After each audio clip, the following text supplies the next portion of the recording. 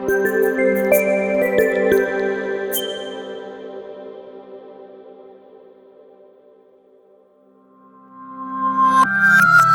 Friends, welcome once again in Sundar sir classes.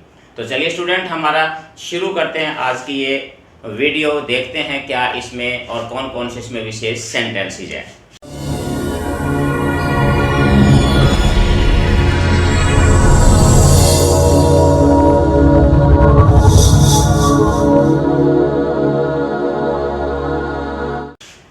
अब बात करते हैं आज हमारे पास, जैसे कि हमने किया कि पहले हमने की जो सेंटेंस हमने वो टाइम, वेदर और वॉच से संबंधित है। तो कुछ सेंटेंसेस भी हमने इन्हीं से बिलोंग करते हुए लिए हैं, जो कि अक्सर डे टू डे लाइफ में हमारे सामने होते हैं। पहला जैसे सेंटेंस आमतौर पर हम पूछते हैं कि क्या बजा है, कितने बजे हैं, क्या समय हुआ है। यानी कि तरीका कुछ थोड़ा डिफरेंट हो सकता है, लेकिन मतलब एक ही होता है। तो उसको इंग्लिश में हम कैसे कह सकते हैं, what is the time, what is the time. इसी प्रकार से अब ये तो हमारे पास क्या बजा है। कई बार होता है आपकी घड़ी में कितने बजे हैं या आपकी घड़ी में क्या बजा है, तो फिर भी होगा what is the time by your watch. इसमें अक्सर स्टूडेंट गलती कर जाते हैं कि इन योर वॉच लगा देते हैं। तो हमने जो है बाय योर वॉच या बाय माई वॉच लगाना होता है। इसमें बाय प्रेपोजिशन लगाते हैं, इन नहीं लगाते। सेकंड, जैसे हम कहते हैं 7 बजे हैं, तो ये इट वाले सेंटेंस के अंदर it is 7 o'clock, it is 7 o'clock। अगर आते हैं सुबह के 7 बजे हैं, it is 7 o'clock in the morning, it is 7 o'clock in the evening. तो इस प्रकार से आप छोटे छोटे थोड़े चेंज भी कर सकते हैं। आगे है 2:15 बजे हैं। देखिए अक्सर हमारे पास इस प्रकार के सेंटेंस आते हैं, 2:15 बजे हैं, 3:15 बजे हैं, 4:15 बजे हैं, 12:15 बजे यानी 1:15 बजे हैं। तो इसके लिए क्या है, इट इज 1/4। इसमें ध्यान रखना है कि जब टाइम अगर फालतू हो, सवाया टाइम हो, फालतू होता हो, तो हम उसके लिए वर्ड लगाते हैं पास्ट। तो ये क्या हो जाएगा, it is 2:15, it is 7:15, it is 10:15। तो कुछ भी सवाया टाइम हो तो 4:15 लगा देंगे हम। आगे होता है 4:45 बजे। देखिए दोनों मिलते जुलते हैं। यहाँ है 1:15 तो फालतू है टाइम, एक्स्ट्रा पास्ट हो चुका है। पौने में 1/4 जो है वो कम रहता है। तो कम के लिए अगर पौना आ जाए शब्द, तो पौने के लिए हमने क्या करना, कुछ भी ज्यादा बदलाव नहीं करना। इट इज 1/4, देखिए यहाँ तक सेम चीज है, इट इज 1/4। यहाँ हमने पास्ट लगाया था, हमने 2 लगा देना, बस ये अंतर है। पौने और सवाया टाइम बताने के लिए सिर्फ पास्ट और 2 का डिफरेंस है। ये अगर आप समझ जाते हो तो आप सवा या फिर पौने का टाइम आसानी से आप बता सकते हो, बोल सकते हो इंग्लिश में। आगे देखिए, जैसे 7:10 हुए हैं। अब इसी प्रकार से यहाँ तक 7:10 और यहाँ तक 10 बजने में 5 मिनट हैं। यानी कि एक में 5 मिनट फालतू हो चुके हैं, एक में 5 मिनट कम है। तो यहाँ पर भी वही अंतर है, टाइम ज्यादा हो जाता है तो आपने पास्ट लगा देना है, अगर टाइम कम रहता है तो आपने 2 का प्रयोग करना है। ये विशेष बिल्कुल एक कॉमन सी सिंपल सी बात है। जैसे यानी कि 7:10 हुए हैं, इट इज 10 past, 10 मिनट हुए ना, तो 10 मिनट का मतलब 10 हो गए, और 10 यानी फालतू टाइम हो गया ज्यादा, तो यहाँ क्या लगा देंगे हम, पास्ट। यहाँ क्या है, 10 बजने में 5 मिनट बाकी हैं, तो इट इज 5, और कम यानी बाकी है तो हम क्या लगा देंगे, 2। इट इज 5 to 10, यानी कि 10 बजने में 5 मिनट बाकी है। तो जो हमने फालतू और कम के लिए इस प्रकार से कर सकते हैं। नेक्स्ट, जैसे आपकी अपनी घड़ी मिला लो। कई बार हम कहते हैं भाई अपनी अपनी घड़ियां मिला लीजिए। जैसे कोई एग्जाम शुरू होता है या कभी कोई बात होती है, हम कहते हैं अपना अपना टाइम चेक कर लीजिए, मिला लीजिए।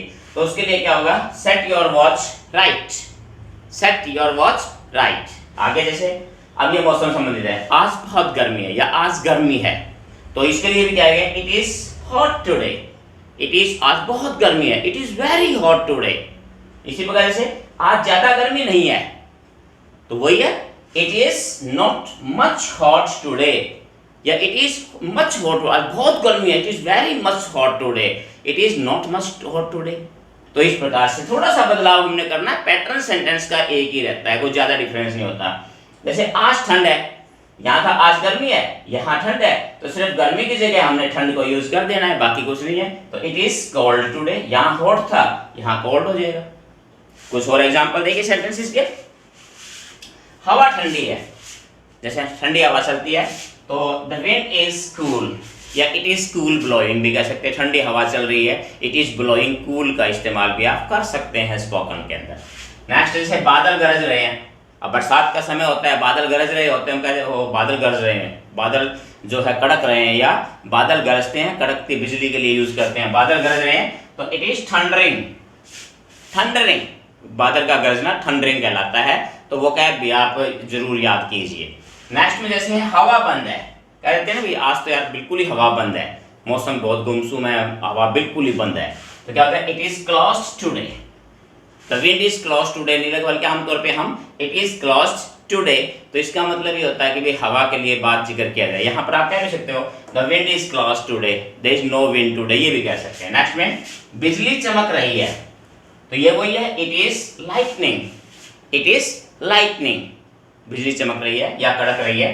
बूंदाबांदी हो रही है, बूंदाबांदी के लिए आपने बताया कि ड्रिजल वर्ड यूज करते हैं हम, तो it is drizzling, sorry L है ये, drizzling, it is drizzling. Drizzle होता है बूंदाबांदी। बहुत देर हो गई है, अब जैसे समय का जिक्र आ गया, बहुत देर हो गई है, तो इट इज वेरी लेट, या it is much late, it is much late, या इट इज वेरी लेट। आगे बाहर अंधेरा है, कह देते हैं बाहर अंधेरा है, अंधेरा सा है, तो it is dark, it is dark outside, it is dark outside, बाहर अंधेरा है, डार्क आउटसाइड।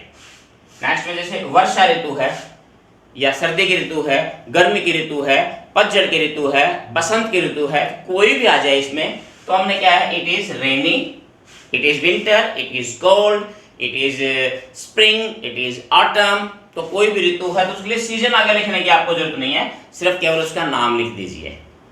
आगे जैसे आज बहुत उमस है, जैसे कई बार मौसम में जैसे जो है अगस्त सितंबर का महीना जब आता है, जब हवा बिल्कुल बंद हो जाती है, तो बिल्कुल उमस सी हो जाती है, तो उसके लिए जैसे, तो उसके लिए क्या कहेंगे, it is very humid today. उमस के लिए वर्ड यूज करेंगे हम ह्यूमिड, इसी से बनता है ह्यूमिडिटी। तो यहाँ यस जो है, it is very humid today, बहुत उमस है भाई। और आगे जैसे मेरी घड़ी आगे है, कभी मेरी घड़ी पीछे है और मेरी घड़ी आगे है, तो इसके लिए हम जैसे आगे के लिए क्या यूज करेंगे हम, माई वॉच इज फास्ट, मेरी घड़ी पीछे है, माई वॉच इज स्लो। तो इस प्रकार से हम कैसे, मेरी घड़ी 5 मिनट आगे है, my watch is fast by 5 minutes, my watch is slow by 5 minutes. तो इस प्रकार से, तो स्टूडेंट से अभी जाना नहीं है, अभी आपके सामने जो है एक स्लाइड है जिसमें प्रैक्टिस एक्सरसाइज आपके लिए 15, 20 या 10 जितने भी सेंटेंस होंगे, तो जरूर देखिए। और ये उम्मीद करता हूँ कि कम से कम इतने सेंटेंस तो है जो कि मौसम से संबंधित, या जो है हमारे वॉच या टाइम से संबंधित, इसी प्रकार से मिलते जुलते सेंटेंस आप और सेंटेंस अपनी तरफ से बनाकर प्रैक्टिस कर सकते हैं। तो इस प्रकार से अगर आप लगातार प्रैक्टिस करते रहोगे इसी प्रकार के सेंटेंसेस की, तो निश्चित तौर पर एक दिन आप अच्छी तरीके से इंग्लिश बोलने में सफल भी होंगे।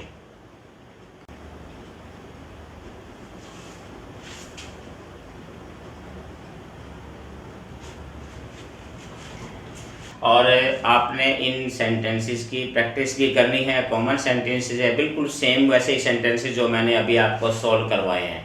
तो स्टूडेंट्स इसी प्रकार से लगातार आप मेरे साथ बने रहिए। हर दिन हर नए वीडियो के अंदर इसी प्रकार से मैं आपके लिए कॉमन सेंटेंसेस जो हमारे डे टू डे लाइफ में प्रतिदिन हमारी ज़िंदगी में जो काम आते रहते हैं, जो अक्सर और बहुत एक दिन में कई बार हमारे सामने आते हैं, ऐसे ही सेंटेंसेस की मैं आपको प्रैक्टिस करवाऊँगा। अगर आप इसी प्रकार से लगातार बने रहते हैं, इन पर ध्यान देते हैं, तो निश्चित एक दिन आप बहुत अच्छी इंग्लिश बोलने लगेंगे। तो आज के लिए इतना ही, फिर मिलते हैं एक और नए वीडियो में नए कुछ और सेंटेंसेस के साथ। तब तक have a nice day, thank you.